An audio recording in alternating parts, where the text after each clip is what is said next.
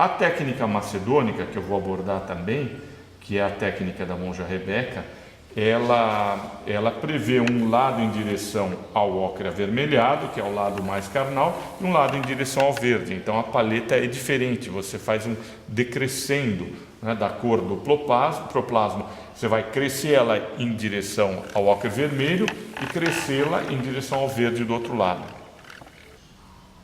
A técnica úmida exige que você tome o seu tempo, que você utilize o tempo. Ou seja, você não pode ter pressa, você tem que esperar o ícone secar, controlar bem a sua tonalidade e depois ir na parte seca, ir em direção novamente à luz. Com o apoiador você consegue mais firmeza na mão.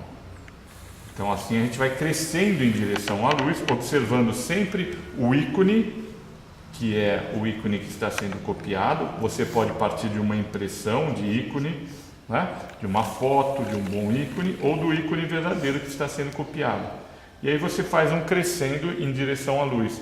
É bem sutil, é demorado, e eu proponho que os alunos trabalhem numa técnica mista entre a técnica russa, que é a úmida, e a técnica grega, que é uma técnica seco, porque eles vão conseguir achuriar, vão conseguir fazer linhas que vão unir e vão girar em torno do formato para ligar os diversos planos, né?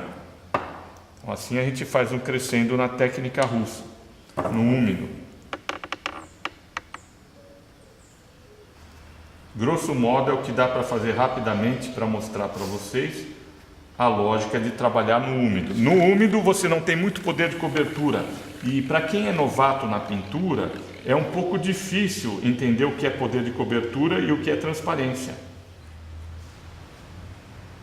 Então você deve sempre olhar o teu ícone, né?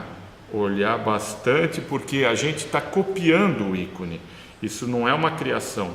Iconografia tem a ver com copiar uma imagem, né? Como caligrafia é copiar uma escrita. Iconografia, a gente está dentro da tradição, a gente traz para a atualidade um ícone. Isso aqui, graças ao trabalho dos iconógrafos, muitos ícones foram repintados e chegaram até os nossos dias. Aqui, ó. Na técnica macedônica, nós vamos fazer uma tinta a partir do proplasma que caminha em direção ao ocre vermelho. Então ela vai ter maior potência de ocre vermelho.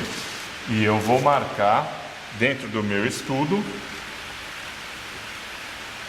essa primeira escura. Já caminha em direção ao ocre vermelho. Pintar tudo aqui.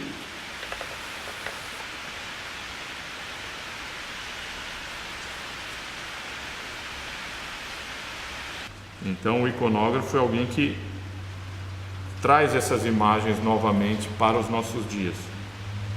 Ele refaz as imagens tradicionais da cristandade e traz até os nossos dias.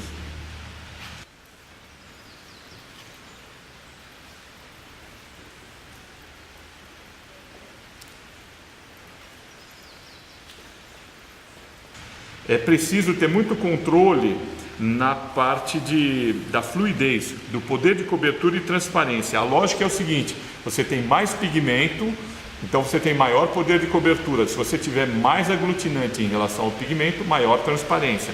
É fácil de entender, essa é uma das regras principais da pintura.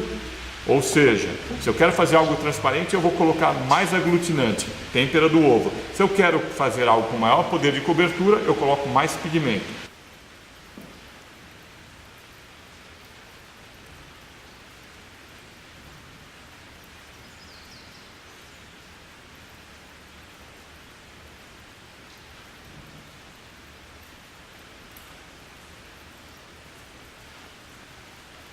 Pode parar.